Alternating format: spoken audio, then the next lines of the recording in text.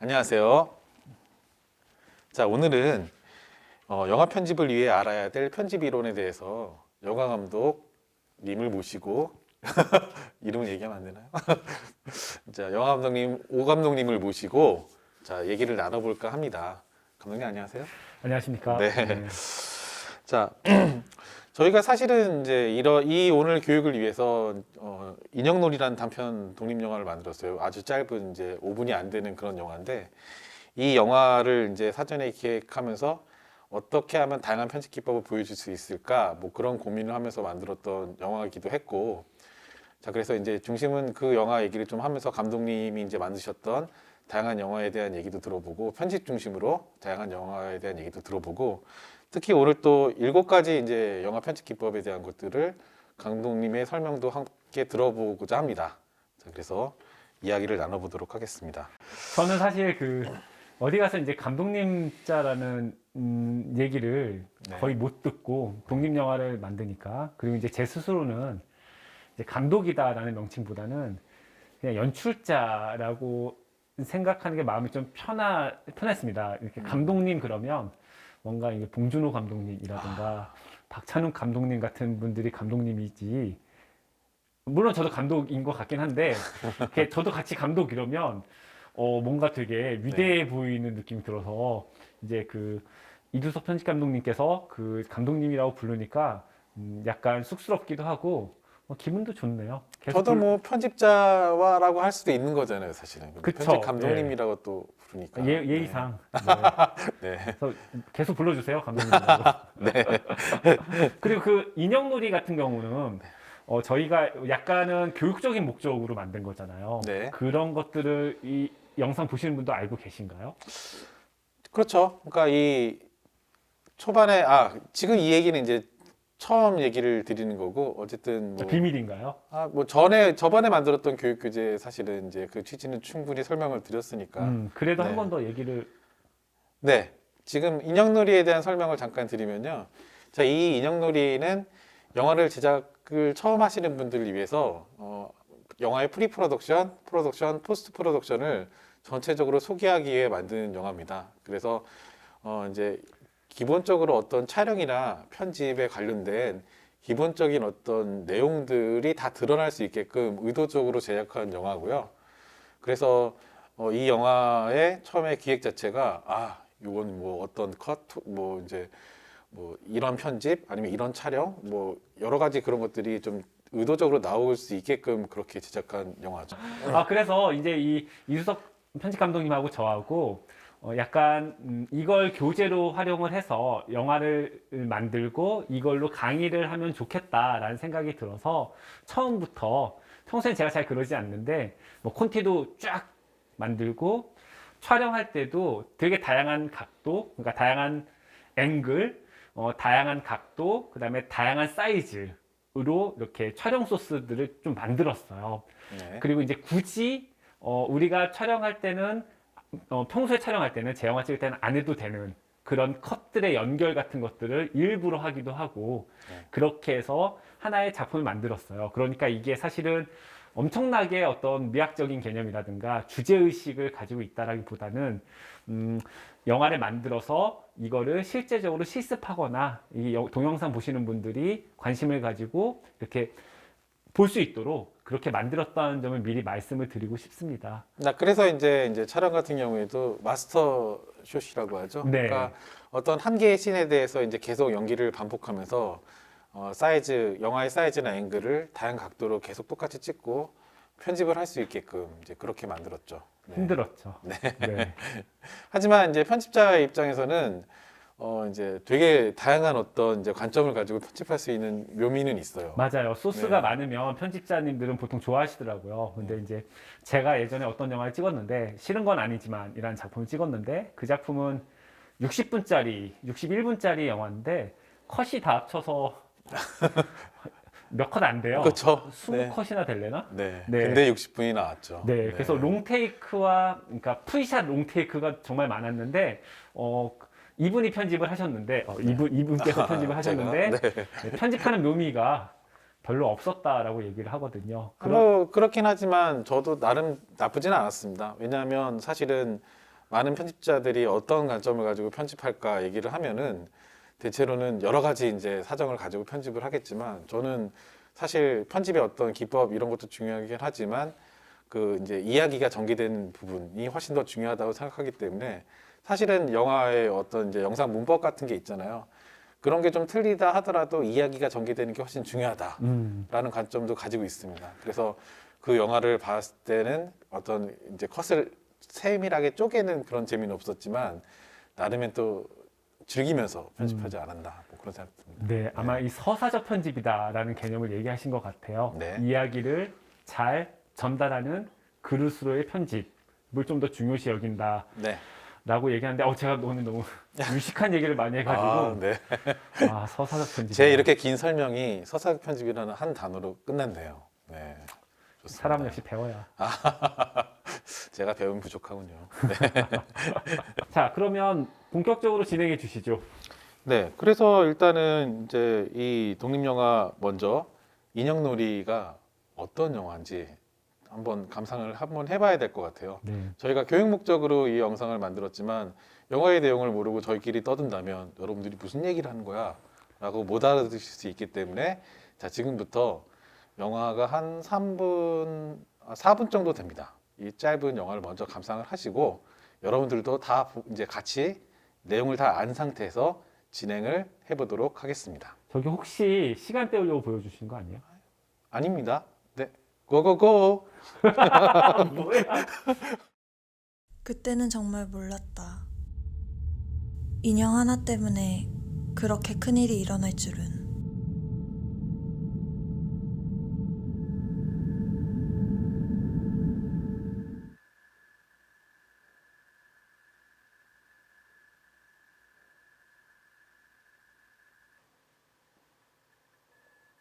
아, 그러지 말고 앉아. 아무리 봐도 이상한데. 심각하게. 예쁘지 않아? 난 싫어. 왜 이렇게 예민해? 근데 그거 어디에서 가져왔어?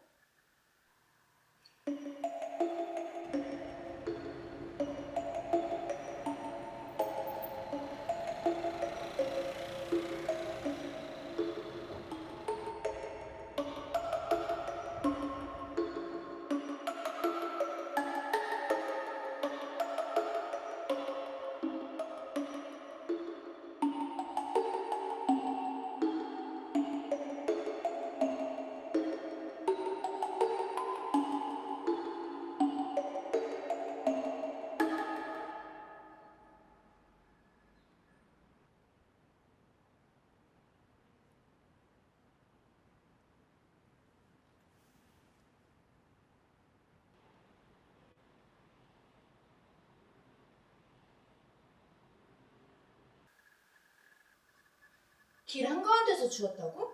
응. 마치 날 기다리고 있는 것 같았어. 야, 무섭지도 않냐?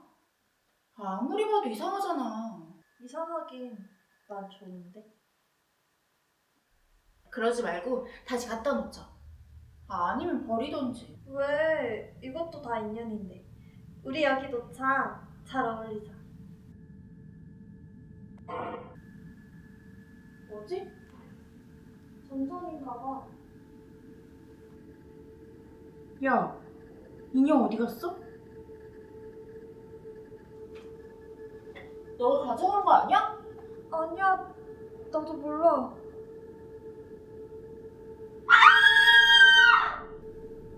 다영아! 괜찮아? 다영아, 왜 그래? 무서워! 다영아! 다영아!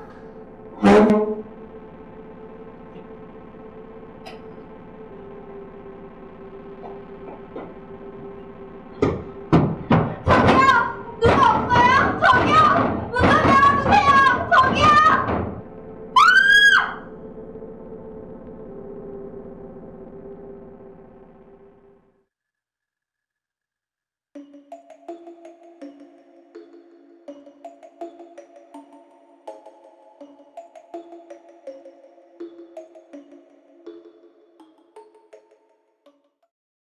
여러분 영화 잘 보셨나요? 어떠셨나요? 나름 이제 공포를 표방한 그런 영화였는데요. 자, 이 영화를 저도 이제 촬영을 다 한 다음에 편집했을 때는 정말 재밌었어요. 왜냐하면 제가 저의 의도대로 어떤 이제 사이즈나 앵글을 선택해서 이야기를 연결할 수 있었기 때문에 되게 재밌었죠. 자, 그럼 이제 이 영화의 시나리오를 직접 쓰시고 연출을 하실 오 감독님한테 여쭤볼게요. 처음에 이제 영화의 어떤 기획 의도라든지 아니면 특별히 주안점을 뒀던 부분이 어떤 게 있었을까요? 일단 저는 그렇게 아주 마음에 드는 작품은 아니에요. 인형놀이한테는 미안하지만 뭐 제 작품이긴 한데 이게 약간은 어떤 아까도 말씀드렸듯이 교육 목적에 대한 부분들이 크다 보니까 그런 것들을 좀 염두해서 만들 수밖에 없었어요. 그러니까 예를 들면 제가 물론 공포 영화를 되게 좋아하고 공포 영화 보는 걸 좋아하기는 하는데 이 작품을 공포 영화로 만든 이유는 일단 이 작품을 보시면서 뭐 편집이라든가 이런 것들에 대한 어떤 공부를 하시려는 분들이 그냥 밍밍한 영화보다는 이 장르적인 영화를 접하면서 같이 공부해 보는 게 편집에 훨씬 도움이 될 거라는 생각이 들었거든요. 그렇죠. 공포 영화는 편집이 타이밍인 것 같아요. 약간 사운드적인 부분도 그렇고요. 그래가지고 뭐 예를 들면 적당한 때에 뭐 인형이 없다든가 아니면 사람이 놀란다든가 이런 지점에서 약간만 늦게 반응을 해도 사실은 되게 김이 새잖아요. 그런 부분들을 잘 활용하면 좋겠다라는 생각 때문에 이제 이 장르를 선택을 했고요. 그러다 보니까 이제 그리고 이제 저희가 준비할 수 있는 여건이라든가 뭐 촬영의 예산이라든가 뭐 장소라든가 뭐 배우라든가 스텝이라든가 이런 부분들이 약간 한정적인 부분이 있어서 최소한의 어떤 그런 저희의 가진 것들을 가지고 최대한의 효과를 내기 위해서 했던 거고요. 그거에 맞춰서 시나리오를 써야 됐었어요. 그리고 이제 저는 공포 영화는 사실 이게 갑자기 공포 영화 얘기가 나오니까 제가 막 흥분했어요. 네. 공포 영화는요, 제가 생각하기에는 이유가 밝혀지는 것보다 논리가 없는 게 저는 훨씬 무섭다고 생각이 돼요. 그러니까 많은 우리나라 영화들이 물론 이 영화가 뭐 매우 잘 만든 영화는 아닐 수도 있겠지만 어떤 공포의 한 측면만 놓고 본다면 우리나라의 많은 영화들이 혹은 헐리우드 영화들이 원인과 결과를 보여줘요. 그러니까 막 처음에 살인마가 나타나고 혹은 유령이 나타났는데 중간쯤 되면 알고 보니 뭐 여기가 옛날에 뭐 억울하게 죽음을 당한 누가 있었고 그래서 그거의 뭐 원혼을 뭐 해결하면 원인을 해결하면 뭐 그런 유령이나 귀신이나 어떤 복수가 사라진다. 그런 식의 이야기 구조를 가지고 있는 때가 많아요. 좋은 점은 뭐냐면 우리가 극장을 나서거나 영화를 다 본 다음에 안심을 하게 된다는 거죠. 아, 나는 저런 잘못을 저지르지 않았으니까 뭐 이런 무서운 일이 일어나지 않을 거야. 라든가 아, 저런 일이 일어난 거는 이런 이유였기 때문에 결국에는 일어난 거라서 결국에 그런 것들을 제거해 주면은 될 거야. 이렇게 논리적인 어떤 해답을 얻고 나면 마음이 편해지거든요. 그런데 제가 봤던 공포 영화라든가 실제 경험한 일들을 보면 이유가 없을 때 너무 무서워요. 갑자기 누가 나타나서 막 무슨 짓을 하는데 이유를 알 수가 없어요. 끝끝내 알 수 없어요. 그러면 되게 무섭다고 생각이 듭니다. 그러니까 인형놀이 같은 경우는 애초에 그 인형이 뜬금없이 길거리에 있었죠. 왜 뜬금없이 있는지, 마지막에 인형은 어디로 갔는지, 그 여자 주인공 2명은 다 어디로 사라진 건지 설명이 안 되거든요. 물론 시간이 없어서 그런 것도 있긴 한데. 초단편이니까. 네네네. 그렇죠? 네. 그런데 이제 저는 개인적으로는 그런 것들을 안 알려주는 게 더 무섭다. 묻지마 살인 같은 게 제일 무서운 거거든요. 그래서 그런 부분들을 되게 신경을 썼는데 질문 하나 받았는데 되게 많이 얘기한 것 같아요. 네. 네, 알겠습니다. 제가 인형놀이를 편집하면서 느낀 거는 일단은 되게 미장센이나 이런 부분들 신경을 많이 쓴 영화다. 사실은 뭐 교육용으로 만든 영화긴 하지만 나름의 그 안에는 여러 가지 그런 고려한 점들이 있었어요. 그러니까 영화를 보면은 이제 어떤 폐쇄적인 장소에서 진행이 됐고 내지는 주인공과 인형의 옷 색깔이 되게 비슷하다든지 네네. 그런 부분들이 있었는데 네. 그런 관점에서 또 영화를 한번 설명해 줄 수 있으신가요? 네. 편집 수업 받나요? 왜냐하면 편집 같은 경우에는 그런 거죠. 그냥 단순히 컷을 나눈다기보다는 그런 어떤 영화적인 장치들이 편집의 어떤 기준점이 되고 연결을 할 수 연결을 할 있으니까? 수 있기 때문에 예, 그런 거죠. 좋은 질문이셨고요. 네. 이 장소 같은 경우에는요, 제가 생각한 첫 번째 장소는 일단 이건 있었습니다. 절대로 창문이 많은 곳은 안 된다. 왜냐하면 이거는 암전도 있고요.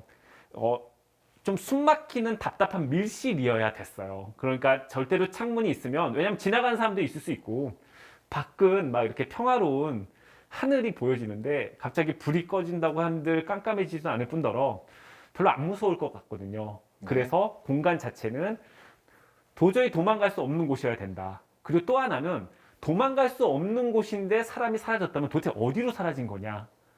뭐 그런 것들을 보여주고 싶었기 때문에 장소는 밀실 같은 곳이어야 된다라고 생각을 했었습니다. 그래서 그런 곳을 이제 구해서 촬영을 할 수 있었고요. 두 번째는 이제 그 옷 색깔에 대한 부분 되게 잘 얘기해 주셨는데요. 뭐 완전 정확하지는 않지만 의상이라든가 미술에 대한 준비를 하는데 좀 어려움이 있었거든요. 근데 예를 들면은 인형의 색깔, 약간 분홍색 같은 거였죠. 그렇죠. 네, 그렇죠. 그 다음에 여자 주인공 처음에 그 인형을 들고서 오게 되는. 그러니까 여러분들 그 일본 영화 중에 유실물이라는 영화가 있는데요. 떨어진 거 주워 오시면 안 돼요. 무슨 일이 있을지 몰라요. 네. 네, 어렸을 때 네. 우리 부모님들이 그런 얘기 많이 하셨잖아요. 네. 네, 아무거나 주워 오면 안 된다. 네, 네. 뭐 붙어온다. 뭐 네. 이런 건데. 그렇죠. 네. 이런 얘기 하니까 막 갑자기 무섭네요. 저희 둘밖에 없어요. 그래도 저기 밀실이에요, 여러분. 밀실이에요. 네, 무섭습니다. 네. 그런데 어쨌든 색깔을 좀 비슷하게 통일함으로 해서 뭐 잘 드러나지는 않을 수도 있는데 이 친구가 왜 별로 이렇게 이쁘지도 않은 인형에 홀려가지고 인형을 가지고 오게 되는가라고 했을 때 약간 그 인형에 약간 마음을 뺏긴다 혹은 둘이 동기화가 된다 동조가 일어난다라는 것들을 사실은 그 색깔로 이용을 하고 싶었었어요. 그러다 보니까 뭐 매우 잘한 건 아니지만 그런 색깔을 통해서 두 사람의 일체 혹은 연결 지점 같은 거를 좀 만들고 싶었습니다. 뭐 그렇게 잘 되진 않았어요. 근데 그런 의도는 있었다라는 걸 말씀드리겠습니다. 일단은 이제 여자 주인공과 그다음에 이제 인형이 이제 동조화 내진 일체에 대한 말씀을 하셨는데 그런 부분들이 제가 편집을 할 때서 컷에 드러났어요. 그러니까 단순하게 어떤 기법을 사용하지 않고 컷과 컷을 연결하는 거죠. 근데 그 컷과 컷이 연결됐을 때 필요한 동기는 뭐냐면 어떤 이제 앵글이라는 부분이 되게 중요한 것 같더라고요. 그러니까 인형이 대체로는 바닥에 놓여 있으니까 아래쪽을 향한 시선을 가지게 되고 인형의 입장에서는 또 위쪽을 바라보는 시선을 가지게 되고 그런 것들을 연결하는 것들이 사실은 아주 기본적인 편집 방법인 컷이잖아요. 네. 그래서 이 컷에 대한 개념들을 영화에 빗대서 조금 소개해 줄 수 있으신가요? 네. 그 인형이 바닥에 있고 인물이 위에서 내려다봐요. 이거는 뭐 아시는 분은 아시겠지만 위에서 아래로 내려다보는 시점샷 같은 경우에 POV라고 하죠. 포인트 오브 뷰라고 하는데 위에서 아래쪽으로 바라보는 어떤 앵글은 보통 부감이라고 얘기를 해요. 그리고 아래에서 위를 바라보는 거는 안감이라고 하죠. 예, 안각 혹은 뭐 로우 앵글 이렇게 얘기를 하는데 저는 이런 게 있었다고 생각이 됩니다. 부감 같은 경우에는 하이 앵글 혹은 부감인데 부감으로 대상을 바라보면 그 대상이 되게 왜소해 보이거나 힘없어 보이거나 약해 보여요. 이상하죠? 이 인형은 되게 알고 봤더니 사탄의 인형 같은 애인데 왜소하고 약하고 작게 보이게 바라본 거죠. 저는 그걸 통해서 이 앵글의 연결, 앵글, 그 다음에 컷의 연결을 통해서 처음에 이 여자 주인공이 방심했다고 생각이 돼요. 내가 위에서 아래로 내려다 보니 길바닥에 인형이 하나 있어. 인형이네? 이걸 내가 주술 수도 있고 안 주술 수도 있는데 그거를 이제 줍죠. 그리고 가지고 들어가서 탁자에 내려놨을 때도 계속 위에서 내려다 보거든요. 결국 이 인형은 힘이 없어. 혹은 내 마음대로 할 수 있어. 약간 그런 식의 마음을 인간들이 갖게끔 만약에 이 인형한테 진짜 혼이 있다면 일부러 약한 척한 거죠. 바닥에서 낮은 데서 바라보고 있다. 약간 그런 의미들을 통해서 앵글을 구성을 했고 그것들이 컷으로 연결되지 않았나라는 생각이 듭니다. 자, 제가 편집자 입장에서도 그 컷을 찍었을 때는 아까 마스터샷이라고 말씀드렸잖아요. 다양한 앵글이 있었어요. 인형이 우리가 바닥에 놓여 있다라는 건 사실 평범한 레벨 샷에서도 확인을 할 수 있었고, 그 다음에 이제 아까 말씀하셨던 POV 상태에서 시점샷으로 이제 바라보는 장면도 있었고, 편집자가 어떻게 선택하냐에 따라서 그 여자 주인공과 인형이 동조화됐는지 안 됐는지를 표현하는 개념이 있는 것 같고, 그거를 연결하는 게 컷인 거죠. 사실은 어떤 이제 동작이 서로 연결되는 것도 아니고 전혀 다른 앵글, 전혀 다른 사이즈임에도 불구하고 연결이 되는 거는 컷이기 때문에 가능한 것 같아요. 그런 부분들이. 예. 컷의 연결 때문에 가능했다. 네. 본인이 그렇죠. 잘했다. 워낙에 또 마스터샷을 잘 찍어주셔서 아주 긴장하면서 편집을 했던. 마스터샷 촬영도 본인이 하시잖아요. 뭐 이렇게 콘티를 짜주셨으니까 뭐 그렇게 촬영한 거 아닐까요? 네. 뭐 감독님의 힘입니다. 감사합니다. 네.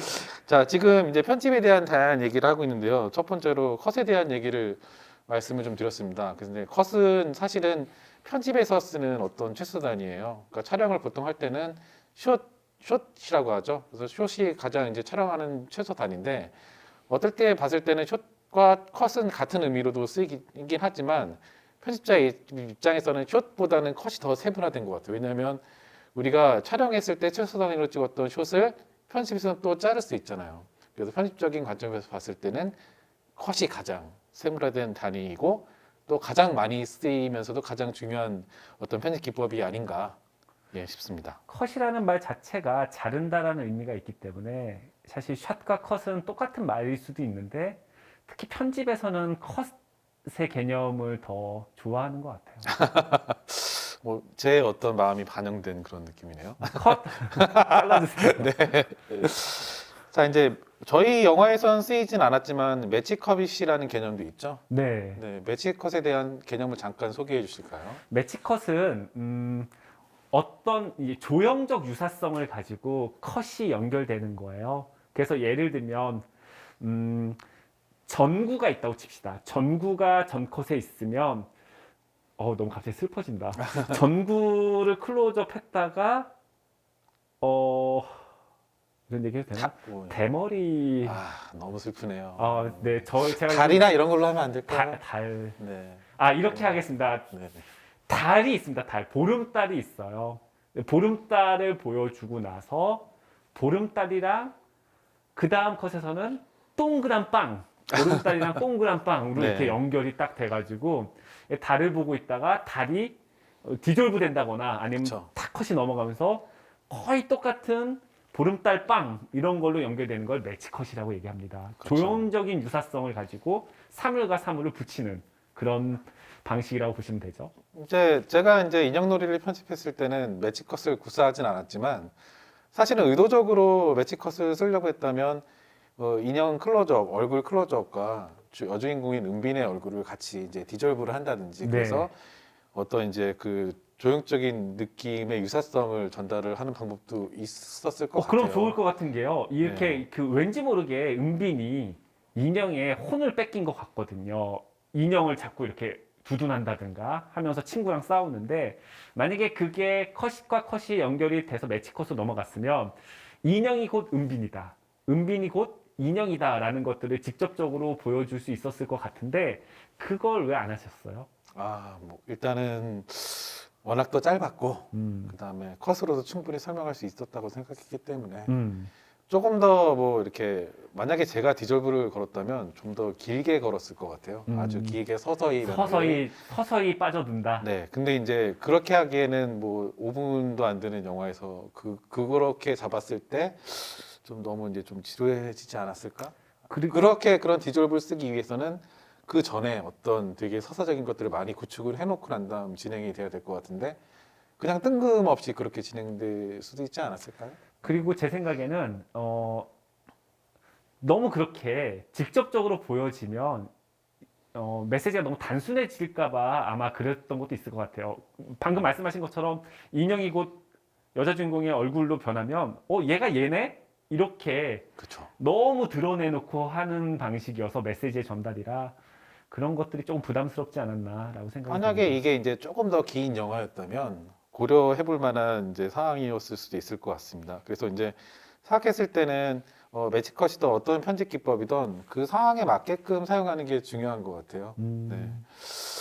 보통 이제 우리가 알고 있는 디졸브의 의미가 잘못 알고 있으면 화면을 뭐 부드럽게 연결하기 위해서 쓰는 거 아닌가요? 그렇게 알 수도 있긴 하지만 사실 디졸브에는 많은 의미가 있잖아요. 뭐 시간의 어떤 흐름, 의식의 흐름, 여러 가지 아니면 뭐 그런 것들을 표현하기 위해서 디졸브가 쓰이잖아요. 그렇죠. 그렇죠. 이제 매치컷을 표현할 때 이제 디졸브를 쓸 수 있고 다른 기법도 쓸 수 있긴 하지만 뭐 디졸브 예를 든다면 그런 측면이 되게 중요하기 때문에 자 그래서 이제 매치컷을 쓰지 않았다라는 변명 아닌 그런 변명을 뭐 변명이랄 건 없고 그 어떤 편집자의 어떤 선택이었으니까 네. 존중합니다. 네.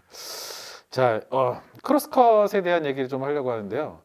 자, 이제 크로스컷은 인형놀이엔 쓰이지 않았어요. 근데 여러분들을 위해서 이 교차 편집을 위한 영상을 또 하나 만들었거든요. 그래서 잠깐 이 영상을 좀 보시고, 그거를 틀 건가요? 네, 그거를 틀 겁니다. 아, 네. 최악인데.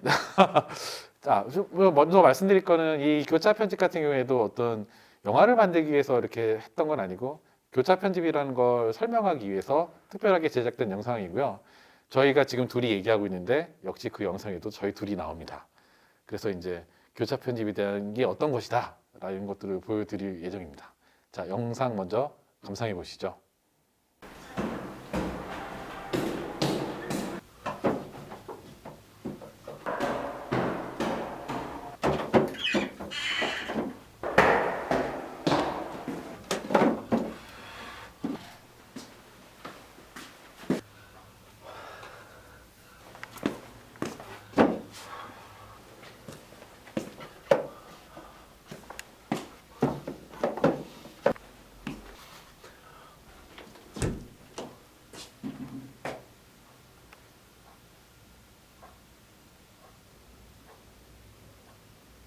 자, 교차 편집을 이용해서 만든 짧은 영상을 잠깐 보셨는데요. 자, 이제 일단 이 영상 같은 경우에는 이제 어떤 편집에 대한 관점을 먼저 좀 말씀을 드리면 처음에 이제 호흡이 약간 길다가 점점 장면이 전개되면서 컷의 길이가 조금씩 더 짧아집니다. 자, 그건 마치 심장 박동이 빨라지는 것처럼 컷의 길이를 빠르게 해주는 측면도 있어요. 그리고 처음에는 이제 풀샷 위주로 좀 보여주다가 영상이 점점 전개되면서 클로즈업 같이 이제 계속 확대돼서 보여주게 하는 느낌도 있고, 그러니까 이제 어떤 이제 편집의 리듬감 그리고 그다음에 이제 사이즈가 변하면서 점점 커지면서 보는 사람도 거기에 점점 빠져들게 되는 거죠. 교차 편집에 대한 것들을 좀 다양하게 설명을 좀 해주시죠. 교차 편집은 사실 제가 매우 좋아하는 편집 기법이에요. 저는 이제 개인적으로 교차 편집은 그 1930, 40년대 미국의 할리우드, 고전적 할리우드 시스템 시대라고 하고 뭐 영화의 황금기라고 하는데요. 그때 고전적 할리우드 편집 기법의 어떤 그런 규칙이 되게 잘 적용된 예라고 생각하거든요. 그래서 일단은 히치콕 아저씨가 알프레드 히치콕 감독님이 교차 편집에 대한 얘기를 한 적이 있어요. 뭐 예를 들면 이런 거죠. 교차 편집에서는 두 장소가 나와요. 동일한 시간대에 두 장소가 번갈아 보여줘요. 우리가 아까 봤던 영상물에서처럼. 그러다가 결국에는 한 장소로 합쳐져요. 그게 교차 편집인 거죠. 그러니까 예를 들면 지금 편집자님하고 저하고 이야기를 나누고 있는데 또 다른 사람이 막 달려와요. 우리가 이야기를 하고 그분이 달려오고. 근데 알고 봤더니 우리 밑에 시한폭탄이 있는 거죠. 째깍째깍. 아, 재밌네요. 네. 그래서 시한폭탄을 보여주고 우리는 그것도 모르고 얘기를 나누고 재밌어요. 저쪽에서 달려오고.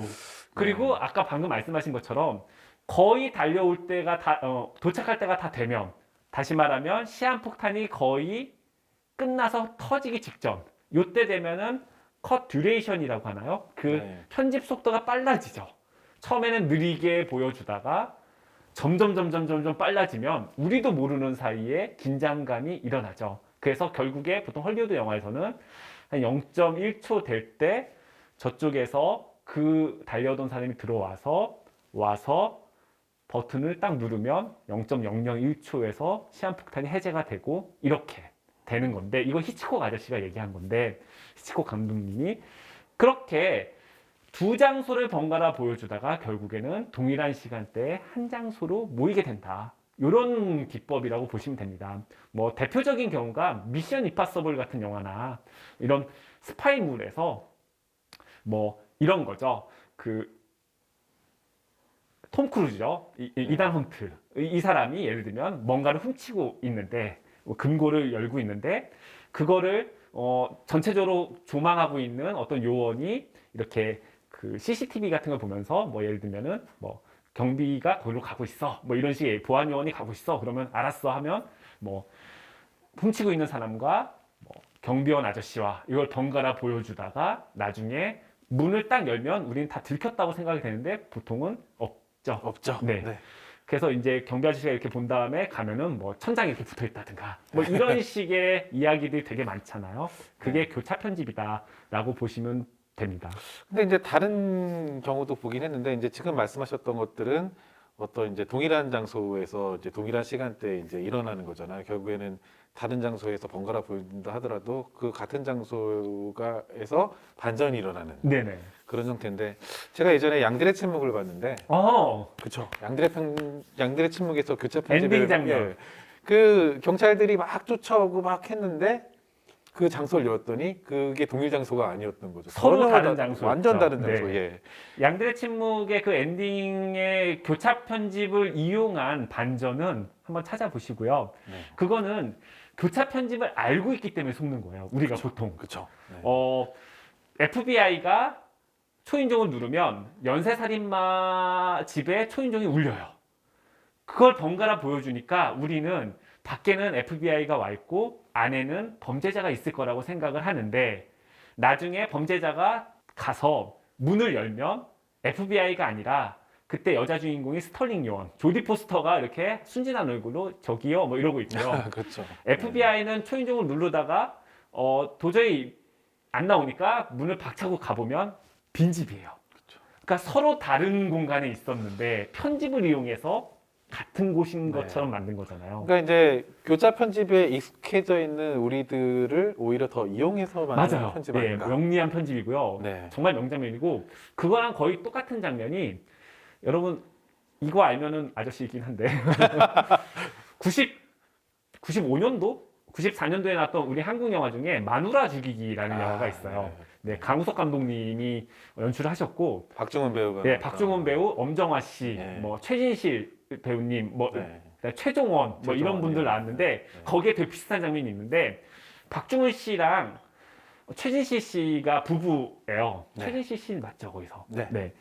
그런데 최진실 씨가 이렇게 음식을 하면서 엄마가 누군가랑 통화를 해요. 그래서 오늘 결혼기념일인가 생일인가 그래요. 그래서 이제 남편이 좀 있으면 올 거야라고 얘기를 하고, 그 박중훈 씨는 보석 가게 같은 데서 되게 비싼 다이아 반지가 목걸이가 이런 거를 샀고 꽃다발을 들고 이렇게 와요. 그리고 최진실 씨는 그런 얘기를 하고 이렇게 서로 번갈아 보여주다가 박중훈 씨가 아파트 바깥에서 초인종을 누르면 최진실 씨가 있던 공간에서 초인종이 울려요. 그래서 나가요. 왔나봐 하고 나가는데, 나가보면은 택배 아저씨가 와 있고요. 최진실 쪽에는. 그리고 네. 박중훈 씨는 문을 열면 약간 그 바람을 피고 있었는데 엄정화 씨가 그때 상대였는데 엄정화 씨가 이렇게 문을 열죠. 그래가지고 서로 이렇게 전혀 다른 공간에 있었구나, 그런 걸 보여주는데, 이건 지루 한번 잘라주세요. 아니 뭐 이제 양들의 침묵 얘기 나오면서 이제 한국 영화 예를 또 재밌게 설명을 해주셨던 것 같아요. 자, 이번 영화에 또 쓰이지 않았던 편집 기법 중에 하나가 점프컷이에요. 네. 점프컷은 뭔가요? 점프컷은, 사실 점프컷은 옛날에는 쓰지 말라고 했었어요. 왜냐하면 동일한 각도에서 똑같은 피사체를 촬영하게 되면, 그러니까 보통 이제 이거를 30도 법칙이라고 해서 똑같은 피사체를 한 번 더 촬영하게 될 경우에는 30도 이상 이격해서 네. 사이즈를 달리해서 찍어야 튀지 않는다. 인 네. 거죠. 그러니까 점프컷은 튀는 거예요. 그렇죠. 대표적인 게 여고괴담. 여고괴담의 엔딩. 퉁퉁퉁퉁퉁. 예. 그건 예. 점프 컷을 이용한 거거든요. 네. 그래서 옛날에 헐리우드에서는 1930, 40년대 헐리우드에서는 점프 컷을 쓰면 튀면은 관객들이 깜짝 놀래니까 쓰지 마라고 했었는데 이거를 오히려 거꾸로 충격을 주기 위해서 찍을 수도 있었어요. 아니죠? 말이 잘못했네요. 충격을 주기 위해서 점프 컷을 사용할 수도 있었다. 뭐 그런 것도 있고 사실은 점프컷이 제가 봤을 땐 뭐 이제 어떤 이제 시간의 흐름이나 이런 것들을 아주 짧으면서도 간결하게 표현할 수도 있고 그럴 수도 있죠. 뭐 누벨바그에 있던 그런 시대의 영화들이 일부러 점프컷을 이용하기도 했었잖아요. 그거는 이제 이거는 고다르 영화인데 네. 내 멋대로 해라라는 작품이고요. 그 영화 제목은 브래들리스 숨가쁘게인데 사실은 그 편집을 잘 몰라서 영화 전체적으로 네. 점프컷을 사용하는데 그게 대단히 충격적이었고 미학적으로 미학적이었죠. 되게 네. 화제가 됐었던 작품이어서 그때 전까지는 예를 들면 그 장면 이런 장면이 있거든요. 그 남자 주인공이 여자 주인공이랑 자기 집 침대에서 이렇게 대화하고 뭐 이런 장면이 있어요. 그러다 그 다음 컷에서 갑자기 이 남자 주인공이 길거리를 혼자 걸어가는 장면이 있어요. 그렇죠. 그 전까지는 순서대로 보여줬어야 돼요. 이렇게 헐리우드 영화에선 그랬죠. 예. 네. 이게 만약에 여자친구라면 같이 얘기하다가 나 이제 나갈게 해서 일어나는 장면, 문을 열고 계단을 내려가는 장면, 그 다음에 길거리로 나오는 장면, 그 다음에 길거리 걸어가는 장면이 다 나와야지 관객들이 이해한다고 생각했는데 그 영화는 갑자기 툭 하고서 딴 데 가 있고 해서 좀 놀랬었는데 전체적으로 그런 것들을 썼고 그리고 장리 꼬다르는 제가 감히 이름을 올릴 수 없을 정도의 천재 감독님이기 때문에 네. 다 큰 뜻이 있었을 거라고 생각이 듭니다. 그래서 지금 문득 떠오르는 게 그렇게 만약에 점프컷을 써서 장면이 다르게 이제 전환되는데 요즘 또 편집 기법을 보면 그렇게 됨에도 불구하고 아까 제가 얘기했던 컨티니티가 계속 유지가 되는 방법이 있더라고요. 그게 이제 사운드 컷이라고 해서 소위 얘기하는 이제 J컷이나 L컷 편집자는 그렇게 표현하거든요. 처음 들어본다 저는. 네, 그러니까 좀 개념을 설명드리면 그 다음 장면에 나올 사운드만 먼저 미리 들려주는 거죠. 사운드 선행 네, 그렇죠. 사운드 후행이 될 수도 있죠. 후행이 될 수도 후행될 있죠. 수도 네. 있고. 그래서 이제 이런 사운드 컷에 대한 것들을 잠깐 소개해 주실까요? 뭐 소개할 건 없고요. 이게 보통 여러분들 프리미어라든가 뭐 파이널 컷 프로라든가 보통 전 프리미어로 많이 했었는데 지금 편집자분이 다 해주시고 계시고요. 보통 이제 타임라인에 영상물을 올려놓으면 위에는 비디오, 아래는 사운드 이렇게 두 개가 묶여서 돌아다니잖아요. 그리고 첫 번째 컷과 두 번째 컷을 연결하면 이렇게 딱 붙죠. 그렇죠. 근데 이렇게만 붙으면 특히 사운드에는 앰비언스라는 게 있어요. 앰비언스는 배경음 혹은 현장음인데 이렇게 이런 식으로 배경에 깔리는 노이즈 같은 거거든요. 근데 저의 경우에는 A컷에서 대사와는 별개로 예를 들어 바람 소리라든가 이런 것이 하고 깔리는데 그 다음 컷에서 이런 식으로 깔리면 이런 거 입으로 꼭 해야 되나요? 그냥 갑자기 뚝 끊기는 느낌이 많이 나가지고 네. 사운드만 분리해가지고 사운드가 먼저 나오게 한다면 첫 번째 컷에서 이야기가 진행되다가 이미 그 다음 컷의 어떤 현장음 같은 게 맞물리면서 되게 부드럽게 넘어가는 그런 효과를 저는 가졌던 것 같고요. 네. 사운드가 후행이 된다는 것은 첫 번째 컷의 사운드가 두 번째 컷에도 들리는 건데 이런 경우에 여운이 남는다든가 뭐 이렇게 중요한 사운드의 어떤 중요한 사운드가 이렇게 서서히 사라지면서 뒤에까지 연결이 된다든가 약간 그런 식의 느낌이 들어가지고 저는 네. 좋아합니다. 그러니까 저는 편집자 입장에서는 계속 컨티니티를 강조를 하는데 이런 적이 있었어요. 이제 예를 들면 누군가 문을 두드리는 거죠. 이제 지금 설명은 앰비언스에 대한 설명인데 오히려 다른 사건이 일어나는 거를 사운드적으로 먼저 충격을 주고 그럴 수도 있죠. 그다음 네. 문이 확 열리는 거죠.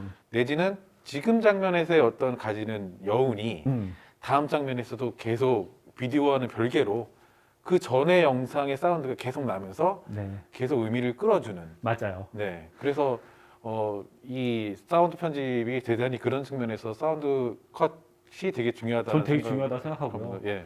이렇게 미리 사운드 선행되는 경우가 생기면 이렇게 긴장감 있는 부분에서는 미리 공포 같은 것들이 이렇게 밀려 들어오는 경우들이 있거든요. 이 다음에 분명히 큰일이 일어날 텐데 뭐 긁는 소리 같은 게 먼저 쓱 들어온다든가 하면 저는 되게 괜찮은 방법이라고 생각하고 전 독립영화 감독인데 독립영화 쪽에서는 뭐 사운드 믹싱을 하기 못할 때도 있고 되게 이렇게 열악한 환경에서 최대 효과를 내야 되기 때문에 이 사운드 선행 후행이 별건 아니지만 저는 중요한 의미를 간다고 생각이 됩니다. 근데 제가 편집하면서 저는 이제 다른 편집자들을 볼 때 이 사람이 편집을 잘하냐 못하냐를 판단하는 제 입장에서는 그 기준이기도 해요.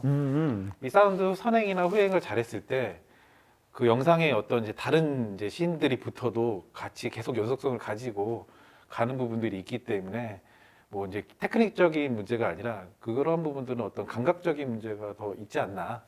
사실 왜냐하면 그런 부분들이 이제 대본이나 아니 콘티나 이런 데서도 표현할 수 있긴 하지만 편집자가 또 판단해서 이제 사운드 선행이나 후행을 할 때들이 있기 때문에 그런 부분들은 또 되게 중요한 것 같습니다. 그 컨티니티 부분에 대한 이제 얘기를 하고 있는데 마지막으로 또 얘기할 게 그런 부분에서 이제 소위 액션 컷이라고 하는 동작과 동작을 연결하는 이런 컷이 되게 중요한 것 같거든요. 특히 인형놀이는 아까 얘기했던 이제 여러 가지 앵글과 사이즈를 연결할 때 마스터 숏을 찍으면서 동작을 반복해서 액션 컷을 연결하는 것들이 많았거든요. 네. 일단은 그런 이제 시나리오를 쓰고 콘티를 이제 작업하실 때도 그런 부분들에 대한 염두를 많이 두셨던 거죠. 그렇죠. 왜냐하면 그 편집점을 잡아야 되는 것들이 콘티에서 생각을 하거든요. 근데 이제 액션 컷 같은 경우에는 사실 너무 어려워요. 왜냐하면 이게 연기하시는 분들이 그때그때마다 동작을 좀 달리하면 아예 못 쓰는 경우도 있고 저는 옛날에 어떤 영화를 찍었는데 저도 좀 잘 어렸을 때인데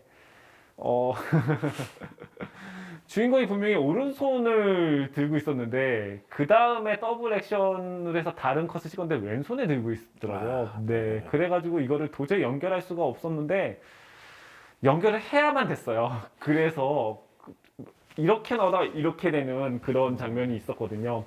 그래서 액션 컷 같은 경우에는 최대한 리허설 많이 하고 콘티 단계에서 되게 중요하게 생각을 하고 그 다음에 커버리지 샷이라고 얘기하죠. 되게 다양한 앵글로 컷들의 어떤 그런 소스를 만든 다음에 넘겨야 편집하시는 분이 욕 안 하고 편집을 할 수 있습니다. 욕하거든요, 막. 근데 그 인형놀이 같은 경우에는 정말 다양한 커버리지들이 있었어요. 네. 그래서 연결하기가 일단 좋았고, 그다음에 이제 그런 부분에서는 이제 연출이 대단히 중요하다고 느끼는 게 그 배우들의 어떤 세세한 큰 동작부터 세세한 세밀한 동작까지 다 이제 정확하게 일치했는지에 대한 판단도 하면서 연출을 해야 되기 때문에 그런 부분들이 연출한테 되게 중요한 부분인 것 같긴 합니다. 그쵸? 연출이 그런 부분을 신경 쓰는데 이제 현대 영화에서는 이제 단편 영화에서도 이제 그런 것만 따로 봐주는 스텝이 또 계세요. 스크립터라고 보통 얘기하는데 모니터에서 이제 스크립터 스태프가 그런 행위의 일치라는 표현을 많이 쓰는데 동작이 일치하는지 소품이 제자리에 있는지 뭐 대사를 똑같이 하는지 이런 거를 까다롭게 보시고 계속 조언을 해주셔서 연출자 입장에서는 아주 치밀한 스크립터 분이 계시면 의지해서 갈 수 있다라고 할 수 있고요.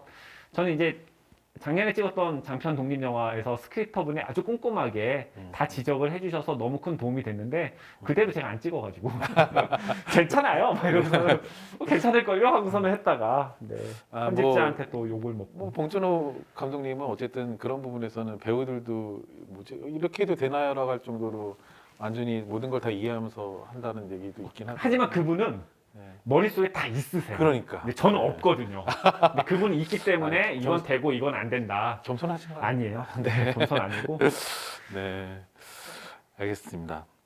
자, 그래서 오늘 얘기를 나누면서 자연스럽게 편집에 대한 7가지 이제 이론들을 다 얘기를 해봤어요. 네. 그리고 이제 뭐 저희가 이제 지금 말씀드렸던 이론을 사용한 것들도 있고 안 한 것도 있긴 하지만 앞으로 이제 남은 2강의가 있잖아요. 이 2강의 동안 최대한 지금 말씀드렸던 이론을 설명하면서 실무적인 어떤 편집 기법들을 또 보여드릴 예정입니다. 그래서 이 강의가 여러분들의 어떤 편집적인 이론을 이해하고 여러분들의 영화를 발전시켜 나가는 데 도움이 될 수 있었으면 좋겠어요. 이게 이론적이거나 실무적인 부분에 다 도움이 됐으면 좋겠습니다. 네. 근데 너무 추워요. 빨리 맞춰야겠다라는 말씀이신 거죠? 네. 알겠습니다. 자, 오늘 제 첫 번째 강의는 이렇게 마치기로 하고요. 다음 강의 때 또 뵙도록 하겠습니다. 감사합니다.